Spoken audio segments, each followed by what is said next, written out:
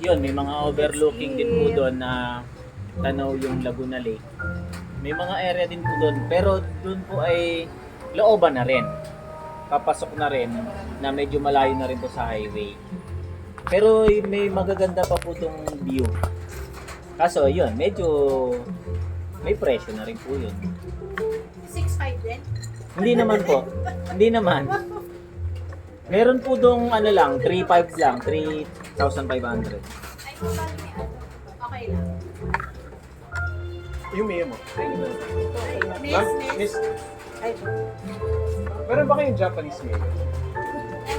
Sige, kung may ad, pa-order din pala. at saka yung ano, yung lemonade sa akin. So,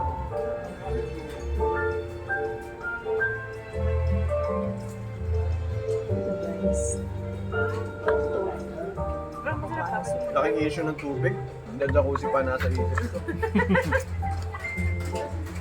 Patatayuan niyo pala sir ng jacuzzi. Okay lang po ang kuryente, basta may tubig. Opo, Kaya, alam niyo importante po ang tubig. Alam niyo po ba ma'am, kaya dinala po namin kayo doon sa 2 hectares. Dahil po ang tubig doon unlimited.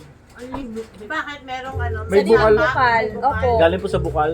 Tsaka may kuryente na po. Wala pong ano doon. Kaya wala pong problema. Anong Bagoo? Ano pangalan? Pa-oo. Pa-oo po. Pa-oo. Opo. Yung... Hindi. Yung yan, yung... Pangatlo, Yung ako lang umakyat. Andun na po lahat. May signal, may tubig, may Tsaka ang dami kuryente, pong fruit bearings po. Grabe, Ana. daming prutas. Nagbabagsakan na lang. Nagbabagsakan na lang yung mga tanim. Walang umagaan. Ang daming rambutan. Hindi mo kami inisip. Tataka ako, makain silang dalawa eh. Siya bayabas, siya lambutan.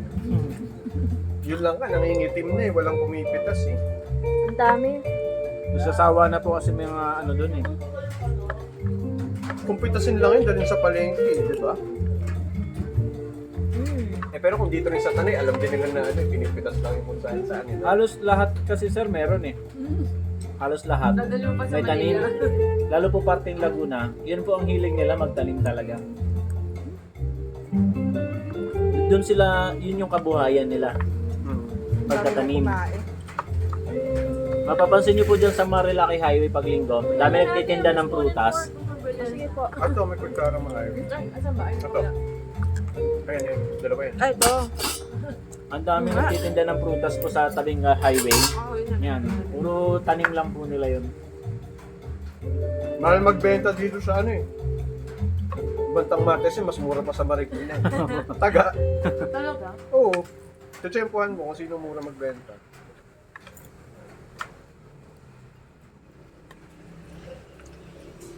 Si Cafe Caterina na una dyan eh, no? Yan po nauna dyan, Nagtsaga siya. Kapi Caterina. Wala po sila dati dyan kasabay. Tapos naging taning highlights na pinupuntahan ng tao. Saka po yung ano, Hindi Sierra ko nga Madre. makakaupo dyan pag Sunday ng tanghali. Hindi na, puno na po yun. Oo. Wala na pong space doon. Hindi kami pupunta dito ng Sunday eh. Crowded po masyado.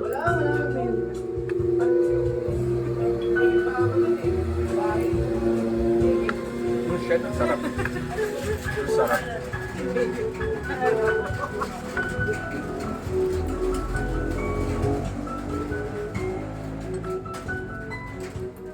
Nung Friday, nandito lang kami. Kasi para sa aming mga taga Marikina. Tapos siya, katipunan lang siya sa Quezon City. Parang sabi namin, gusto namin malamig. 1 oras lang, nandito na kami. Lapit nyo lang po eh. Luya, pink. Pink yung luya. Luya. Oo. Luya, pink. Ngayon na ako nakaano no, pink na. Hindi, ano ba tawag doon? Luya, pickles Oo nga, oo nga, oo nga. Pickled yan. Pero, pakonti-konti yung ano niyan para matanggal yung umay. Ay, yung umay. Kasi marami mabetsi ng pagkain ng hapon. So, kukunin mo yung luya para Ah, tuloy-tuloy ang kain.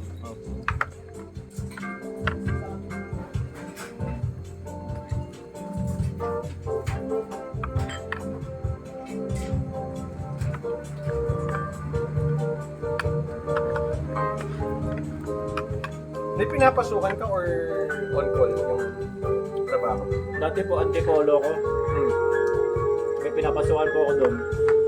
Pero nahirapan ko ako kasi araw-araw eh. Nagmumotor po ako araw-araw. Kaya, yun, ang ginawa ko po, on call na lang. Kaya Ma'am Julia, Porsyento na lang. Home base lang po ako. yung Sa bahay lang po. Ito talaga ginagawa mo.